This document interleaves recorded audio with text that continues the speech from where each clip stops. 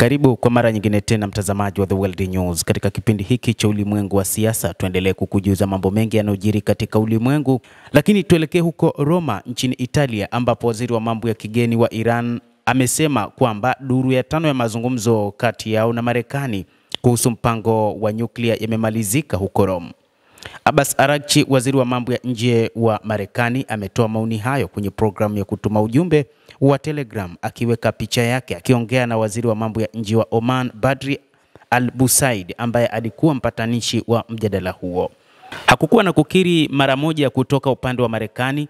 Iran ilisema mjumbe wa Marekani Mashariki ya Kati Bwana Steve Witkoff aliondoka mapema ili kupanda ndege, huko wengine wakisalia kwa mazungumzo ya kiufundi.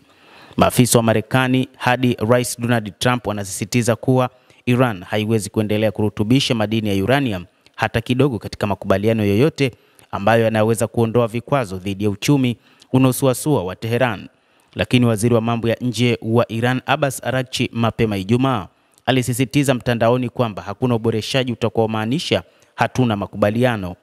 Kutafuta njia ya makubaliano sio sayansi ya roketi, Araghchi aliandika kwenye jukwaa la kijamii la X. Wakati wa kuamua, uboreshaji bado ni muhimu katika mazungumzo.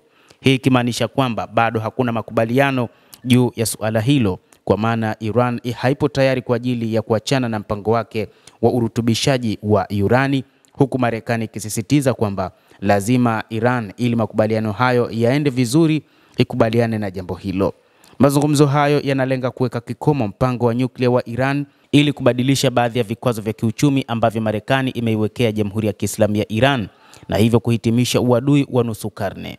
Trump ametishia mara kwa mara kuanzisha mashambulizi ya anga yanayolenga mpango wa Iran iwapo makubaliano hayatafikiwa. Maafisa wa Iran wanazidi kuonya kwamba hawana mpango wa silaha za nyuklia, isipokuwa wanaweza kutafuta silaha za nyuklia na hifadhi yao ya uranium iliyorutubishwa kufikiwa viwango vya juu vya silaha za nyuklia. Iran kwa hakika haizalishi silaha za nyuklia, lakini Iran imefanya shughuli katika miaka hivi karibuni ambazo zinaiweka nafasi nzuri hadi kuzalisha ikiwa itaamua kufanya hivyo. Ripoti mpya ya shirika la ujasusi la Marekani ilisema hatua hizi hupunguza muda unaohitajika kuzalisha uranium ya kiwango cha kutosha cha silaha kwa kifaa cha kwanza cha nyuklia hadi chini ya wiki moja. Walakini bado inaweza kuchukua miezi kwa Iran kutengeneza bomu linalofanya kazi, wataalamu wanasema. Utajiri unabaki kuwa jambo kuu la mzozo. Witkoff wakati fulani alipendekeza Iran inaweza kurutubisha uranium kwa 3.67, kisha baadaye akaanza kusema urutubishaji wowote wa Iran lazima ukome. Nafasi hiyo kwa upande wa Marekani imekuwa ngumu kwa muda. Alipoulizwa kuhusu mazungumzo hayo, msemaji wa Wizara ya Mambo ya Nje Tammy Bruce alisema, tunaamini kwamba tutafanikiwa katika mazungumzo hayo na kwa msukumo wa Washington kutotajirika.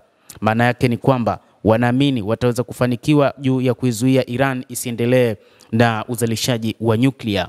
Hata hivyo, wa Iran wako kwenye meza hiyo, kwa hivyo wanaelewa pia msimamo wetu ni nini na wanaendelea kwenda katika kile tunachotaka sisi, Bruce alisema.